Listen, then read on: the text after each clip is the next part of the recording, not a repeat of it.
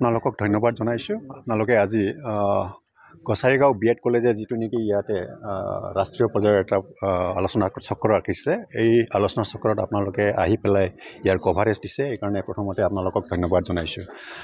বিশেষকৈ কলেজ কৰ্তৃপক্ষক ধন্যবাদ জনাইছোঁ এই সময়ত, কাৰণ যিটো বিষয়ৰ ওপৰত আলোচনা চক্ৰটো ইয়াত ৰাখিছে, উই নিড টু এপ্ৰিচিয়েট ইট। কাৰণ এইটো এনেকুৱা এটা এৰিয়া য'ত নেকি আমাৰ সকলোৰে BEd আপোনালোক যেনেকৈ সাংবাদিক ইয়াতে আছে, জাৰ্নেলিজিম কৰি আছে, লগতে আমাৰ ছাত্ৰ ছাত্ৰীসকল আছে, এনি প্ৰফেশ্যন টিচাৰসকল আছে, সকলোৰ কাৰণে এইটো বহুত এটা ইম্পৰ্টেণ্ট এৰিয়া য'ত নেকি এটা আলোচনা হ'ব লাগে। আৰু আলোচনাৰ মাধ্যমেৰে কিছুমান আমাৰ সমস্যা আছে, এই সমস্যাৰ আমি সমাধান ওলাব লাগে।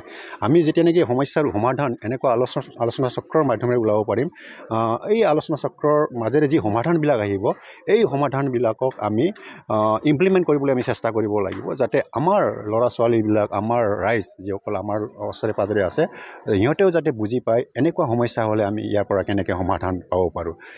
এই যিটো এৰিয়াত আজি যিটো আলোচনা চক্ৰ বা চেমিনাৰটো ৰাখিছে, এইটো নথৈ আমি আনন্দিত হ'ব লাগিব আৰু ধন্যবাদো জ্ঞাপন কৰিব লাগিব আমাৰ কলেজ কৰ্তৃপক্ষক, কাৰণ ভাল এটা চিন্তা কৰি এই বিষয়টো আলোচনাৰ বিষয় হিচাপে একেলগে ৰাখিছে। মানসিক চাপৰ বিষয়ে কি ক'ব? এতিয়া আজিকালি দেখা যায় বহুত ডাঙৰ ডাঙৰ ব্যক্তি, ছাত্ৰ ছাত্ৰীয়ে মানসিক চাপ পৰি ভুল সিদ্ধান্ত গ্ৰহণ কৰে, এই ক্ষেত্ৰত আপুনি কি ক'ব? এইটোৱে মই ক'ব বিচাৰিছোঁ যে মানসিক চাপত কষ্ট পোৱা কেৱল আমাৰ ছাত্ৰ ছাত্ৰী নহয়, সকলোৱে এই চাপত পৰি পেলাই বহুত কষ্ট পায়।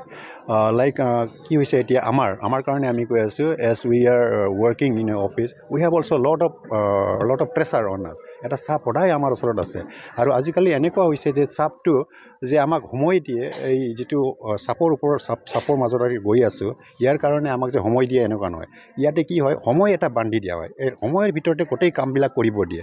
আৰু সময়ৰ ভিতৰত যদি কামবিলাক কৰিব নোৱাৰে, আৰু ইয়াৰ ওপৰত কিবা এনেকুৱা একশ্যনবিলাক হয়। সেইকাৰণে মই ভাবোঁ আমি এইবিলাক কেনেকৈ অভাৰকাম কৰিব পাৰিম, সময়মতে আমি কেনেকৈ কামবিলাক কৰিব পাৰিম। আৰু যদি সময়মতে আমি কামবিলাক সুচাৰুৰূপে কৰিব লাগে, তেনেহ'লে নিশ্চয় আমাক এনেকুৱা ধৰণৰ আলোচনা চক্ৰৰ প্ৰয়োজন আছে।